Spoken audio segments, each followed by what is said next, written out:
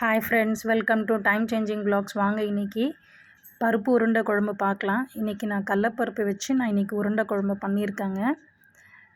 இதுக்கு நம்ம வேக வைக்கிறதுலாம் அப்படியே தேவையில்லைங்க. நம்ம மிக்சியில் அரைச்சிட்டு டைரெக்டாகவே நம்ம குழம்புல உருண்டை உருட்டி நம்ம போட போகிறோம். வாங்க தேவையான இன்க்ரீடியன்ட்ஸ் பார்க்கலாம். இதுக்கு ஃபஸ்ட்டு மிக்சி பண்ணிக்கலாம். இஞ்சி, பூண்டு, தக்காளிங்க. 1 ஸ்பூன் இஞ்சி, 1 ஸ்பூனு பூண்டு, 2 பழம் தக்காளி நான் மிக்சி பண்ணியிருக்கேன். பேன் வச்சுட்டு ஒரு 2-3 ஸ்பூன் ஆயில் விட்டுக்கோங்க. ஏன்னா ஹோல் குழம்புக்கு நம்மளுக்கு தேவை இருக்கும் எண்ணெய். கடுகு போட்டுட்டு ஒரு பெரிய வெங்காயம் நான் பொடியாக நறுக்கியிருக்கேன். வேகட்டுங்க. நம்ம இந்த மிக்சி பண்ணியிருக்கோம்ல, அந்த பேஸ்ட்டு போட்டு நம்ம ஃப்ரை பண்ணிக்கலாம். ஒரு நெல்லிக்காய் சைஸ்க்கு நான் புளி எடுத்திருக்கேங்க, ஊற வச்சுருக்கேன். இந்த மிக்சி பண்ணியிருக்கோம் இல்லையா, இந்த மிக்சி பண்ணது கொஞ்சம் ஃப்ரை ஆனதுக்கப்புறமா குழம்புக்கு தேவையான உப்பு, நான் குழம்பு மிளகாத்தூள் போடுறேங்க, ஒரு 2 டேபிள் ஸ்பூன் போடுறேன். நல்லா ஃப்ரை பண்ணிக்கிட்டு கொஞ்சமாக நம்ம அந்த மிக்சியில் இருக்கிற தண்ணியை விட்டு கொஞ்சம் இந்த மசாலா நம்மளுக்கு வேகட்டுங்க. இதுக்குள்ளே நம்ம புளி கரைச்சிக்கலாம். பாருங்கள், நான் கடலப்பருப்பு 200 கிராம் ஊற வச்சுருக்கேன். கிள்ன பதம் வரைக்கும் ஊற இருக்குது, ஒரு 2 மணி நேரம்.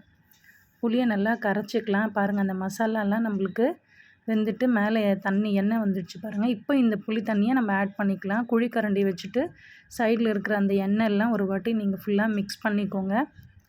இப்போ நம்ம கடலப்பருப்பு நல்லா கொரன்னு தான் அரைக்கணும். உருண்டை குழம்புக்கு ரொம்ப மையாக அரைக்க வேண்டாம். இதுக்கு ஒரு 2 வெங்காயம் நல்லா பொடிசாக நறுக்குனது, 1 ஸ்பூன் சோம்பு, 2 பச்சை மிளகா, சின்னதாக கருவேப்பிலைங்க.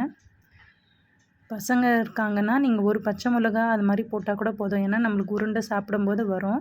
மிளகாத்தூள் ஆட் பண்ணியிருக்கிறதுனால நம்மளுக்கு அதுவே இறங்கும். பாருங்கள், ஃபுல்லாக உருண்டை பிடிச்சி நம்ம குழம்புல விட்டுருக்கோம். சிம்மில் தாங்க வைக்கணும், கொதிக்க விடக்கூடாது. ஏன்னா குழம்பு முன்னாடியே கொதிச்சிடுச்சு. நான் ஒரு சின்ன தேங்காயும் ஒரு 1/2 ஸ்பூன் சீரகமும், இந்த பாருங்கள் உருண்டை எவ்வளோ அழகாக வந்திருக்கு பாருங்கள், செதறாமல். ஏன்னா நம்ம சிம்மில் வச்சோன்னா கரெக்டாக இருக்குங்க.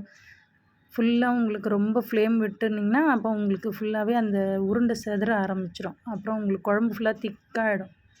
பாருங்கள், குழம்பு கொதிச்சிடுச்சு. இந்த ஸ்டேஜில் தேங்காய் நல்லா சீரகம் போட்டு நல்லா மையாக அரைச்சிக்கோங்க. மையாக அரைச்சிட்டு கொஞ்சம் மிக்சியில் இருக்கிற தண்ணியும் நல்லா உங்களுக்கு நீங்கள் அப்படியே சைடில் இருந்து நீங்கள் மிக்ஸ் பண்ணி விட்டிங்கன்னா போதும். பாருங்கள், எவ்வளோ கலர்ஃபுல்லாக நம்மளோட உருண்டை குழம்பு ரெடி ஆகிடுச்சு. இதுக்கு சைட் டிஷ் எதுவுமே அவசியம் கிடையாதுங்க. சூடாக சாதம் இருந்தால் போதும். பாருங்கள், ஈஸியாக பண்ணிடலாங்க. ஸ்டீம் பண்ணி தான் போடணும்னு இல்லை. நம்ம கொஞ்சம் கேர்ஃபுல்லாக நம்ம குழம்ப சிம்மில் வச்சுட்டு அப்போ நம்ம உருண்டையை விட்டோன்னா நல்லா அழகாக வந்துடும். பாருங்கள், இது நம்ம ட்ரெடிஷ்னலாக நான் கற்றுக்கிட்டது.